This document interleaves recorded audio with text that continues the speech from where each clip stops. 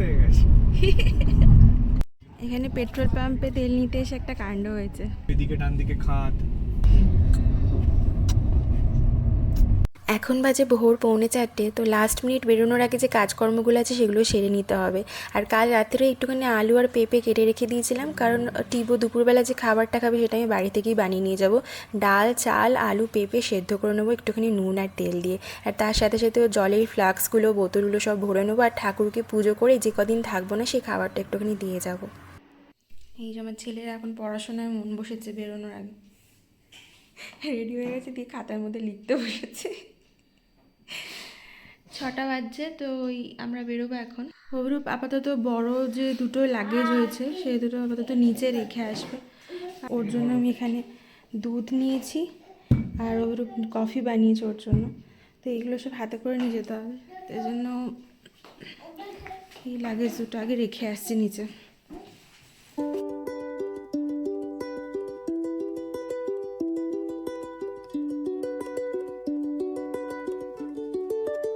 আমরা গাড়িতে উঠে পড়েছি। কোথায় যাচ্ছি বাবাই? আমরা কোথায় যাচ্ছি? ঘুরতে।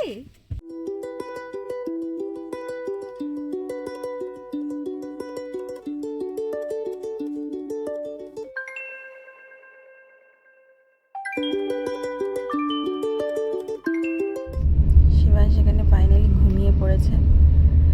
আমরা তাও আরাম করে বসে আছি। সব থেকে কষ্ট হচ্ছে এনার্জি নিয়ে এখন 9 ঘন্টা গাড়ি চালাবে। শুরু পেয়ে গেছে। আমি এক্সপেক্ট করিনি এত রাত্রে পেয়ে যাবে। এত কফি আর চা জল খেয়েছি। ব্রেকফাস্ট করবো কটায় আমরা? জানি না, এখন রিজার্ভ ফরেস্ট হয়ে ঢুকেছি একটা সানামে। তারপরে এখন করা সবাই 7:40 বাজে, এখন তুমি ব্রেকফাস্ট করবে। না, আমি জাস্ট জিজ্ঞেস করছি। তখনই প্রবাবলি সালেম বলে একটা জায়গা আছে তামিলনাড়ু, খুব ফেমাস জায়গা। তুমি যাওনি বলে তোমাকে বলছি। ওইখানটায় যখন ক্রস করবো তখনই করবো ইন অ্যান্ড অ্যারাউন্ড। আরও ধরো মোটামুটি 100 কিলোমিটার, কিন্তু রাস্তায় এরকম স্টুডেন্ট টেক মাচ টাইম, মোটামুটি 1.5 ঘন্টা মেরে গেট। তখনই তাহলে আমরা বাথরুম ওয়াশরুম ইউজ তার আগে যদি না পারি এবং সাইডে আর করে দিতে হবে।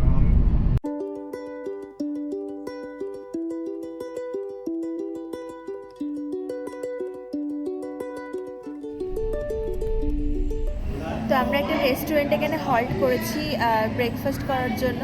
তো প্রথমে ছেলের জন্য একটুখানি মাখানা আর এই যে দুধটা এনেছিলাম সেটা গুলে ওকে খাইয়ে দেবো। তারপর আমাদের জন্য ইডলি আর হচ্ছে ডোসা অর্ডার করেছি। তুই ইডলি খাবি?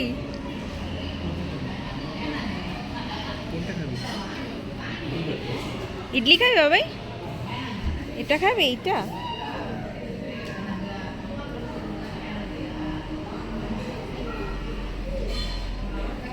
খাও খাও নাও। পুরোটা দিবি না, চিবিয়ে চিবিয়ে করে দিবি। চিবিয়ে চিবিয়ে খাও। ছোটো করে দাও, গিলে নিলি। তো আমরা রেস্টুরেন্টে ওখানে হার্ডলি 45 মিনিটস মতো ব্রেক নিয়েছিলাম। খাওয়া দাওয়া করে আবার যাত্রা শুরু করে দিয়েছি। এখন ডাইরেক্ট আর কোনো ব্রেক না, একদম লাঞ্চ ব্রেক। এখন সোজা রাস্তা ধরে এখন চলবো। কতক্ষণ লাগবে ভাই? 7.5 ঘন্টা। উঠবি? কিভাবে উঠবি? কোথায়? পাহাড়। কি ওটা বাবাই? হ্যাঁ, ওখানেও পাহাড়। পাহাড় দেখতে পাচ্ছ? বসে দেখতে দেখতে আমরা দুজনেই শুয়ে পড়েছি, এত টায়ার্ড হয়ে গেছি। আর এই অ্যাকচুয়ালি যে বেডটা নেওয়া হয়েছে না, বেডটা একটু ওপর নিচে হয়ে আছে, সমান নয়। তো যেখানটা বসছি সেই জায়গাটা ঢুকে যাচ্ছে, কোমরে ব্যথা হয়ে যাচ্ছে, তাই খানিকটা একটুখানি শুয়ে পড়েছি। টায়ারিং বড্ড বেশি, দুজন চালালে ভালো হয়। তুমি আমাকে শেখাও তাহলে ড্রাইভিং। কেন? গরম তো প্রচুর, ভালো কলকাতা থাকলে ঠিক আছে। ব্রেক নিলাম ফাইনালি। এখনও 5 ঘন্টা বাকি, বাট আমার দ্বারা হচ্ছে না। মানে কোমর টোমর ব্যথা হয়, এক কার কাণ্ড। একটু স্ট্রেচ না করলে হতো না। তো এই যে পেছনে একটা কফি শপ পেয়েছি, টি শপ, ঠিক টোলের সামনেই আর কি। ওরা বসে আছে, আমি একটু হাত পা ছড়াচ্ছি, একটু গাড়ির টায়ার ফায়ারগুলো চেক করে নিচ্ছি, আর তারপর একটু কফি টফি খাবো, খেয়ে বেরোবো। মানে কফি আর জল খাওয়ার থেকেও আলটিমেট ব্যাপার হচ্ছে একটু পায়ে স্ট্রেচিং আর একটুখানি মানে কোমরটাকে একটু রেস্ট দেওয়া দাঁড়িয়ে থেকে। চলো দেখা হবে। এখন 5 আওয়ার্স বাকি এখন অলমোস্ট। এই রাস্তা ভালো, বেশি জোরে টানছি না কেন, টিবু পেছনে খেলাধুলো করছে, হট করে যদি পড়ে যায় সেই জন্য 90-100 চলছে। দেখা যাক কতক্ষণ লাগে। মানে সবার থেকে ওর এনার্জি বেশি, আমি তাই দেখছি। না কান্না না কিছু, শুধু ঘুমোচ্ছেও না। সকালবেলা একবার ওঠার পর জাস্ট ঘুমিয়েছিল, ব্যাস তারপর থেকে জেগে আছে, বসে আছে, না কান্না না বিরক্তিকর কিছু। মানে সত্যি আমরা দুজনেই অবাক, তাই না বুবাই? এই যে হাসছে।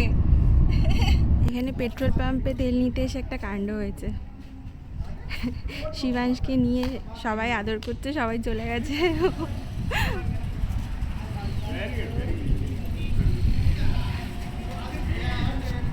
ও চলে গেছে আন্টির কোলে।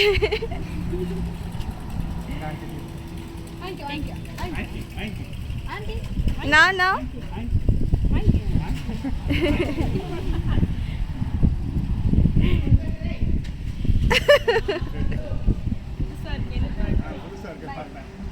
টাটা। ও আমাকে টাটা। একটাই হচ্ছে ডিসঅ্যাডভান্টেজ, এই যে জুতোটা রাখতে ভীষণ অসুবিধা হচ্ছে। এই জুতোটা এইখানে খুঁজে খুঁজে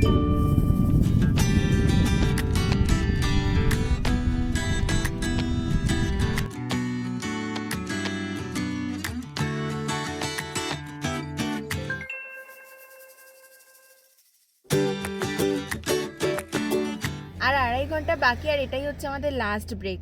বাট অ্যাকচুয়ালি আমাদের দুজনেরই আর কি সেরকমভাবে মানে বসে কোথাও লাঞ্চ করার একটু ইচ্ছা করছিল না, তাই অভিরূপকে বললাম যে এমন একটা দোকান খোঁজো যেখান থেকে একটুখানি হাতে করে কিছু নিয়ে এসে একবার জাস্ট একটুখানি খেয়ে আবার চলে যাব।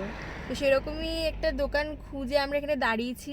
আমার আর নামতে ইচ্ছা করেনি, ওই গেছে কিছু একটা নিয়ে আসবে, তো সেটাই গাড়িতে বসেই খাবো, খেয়ে তারপর বেরিয়ে যাবো। এনেছো এগুলো দুটো আলাদা আলাদা, তোমার আর আমার? বার্গার, একটা স্যান্ডউইচ, যে কোনো ইচ্ছা খেতে পারো বা দুটো মিলিমিশে খেতে পারো। আমি খেয়ে নেবো, তারপরে চালাবো না, আমি খেতে খেতে চালাতে পারবো না। তুমি পরে খেতে দেবে না, আমি খেয়ে নাও আগে। বার্গার আর স্যান্ডউইচ হাফ হাফ করে? দুটোই ভেজ। তুমি ভেজ নিতে বললে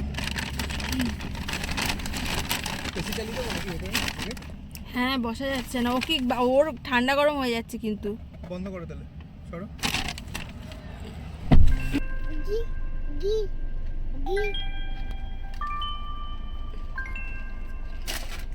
সকালবেলা যে খাবারটা বানিয়ে নিয়েছিলাম ওরা টিবোকে খাইয়ে দিয়েছি ভাতটা, এবার ও ঘুমিয়ে পড়েছে। আর আমাদের এবার শুরু হয়ে যাচ্ছে পাহাড়ি রাস্তা। দেখো কি সুন্দর ভিউগুলো। পাহাড়ি রাস্তাটা ব্যাকা শুরু হয়ে গেছে, হেয়ারপিন বেন্ড। হিল স্টেশনের ফিলটা এসছে, নর্থ ইন্ডিয়ার মতো অবভিয়াসলি নয়, বাট এই যে কার্ভিং রোড, ঘাট রোড, এইদিকে ডান দিকে খাত, এই ফিলটা অ্যাটলিস্ট আসছে। 58 থেকে 60 কিলোমিটারটা দারুণ, মানে সুদিং, হেভি সুদিং চোখের দিক দিয়ে। আমরা স্টার্ট হয়ে গেছি, 56 বাকি, 2 কিলোমিটার আগে থেকে শুরু হয়ে গেছে।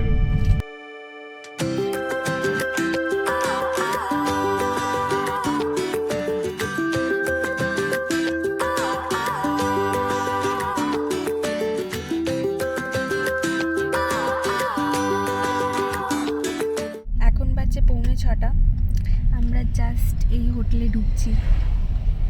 সকাল 6টায় বেরিয়েছিলাম, আর এই 6টার সময় এখন এই হোটেলে লাস্টের দিকে মনে হচ্ছিল যে রাস্তা যেন আর শেষ হচ্ছে না। মুখ চোখ দেখে বুঝতেই পারছো কী অবস্থা।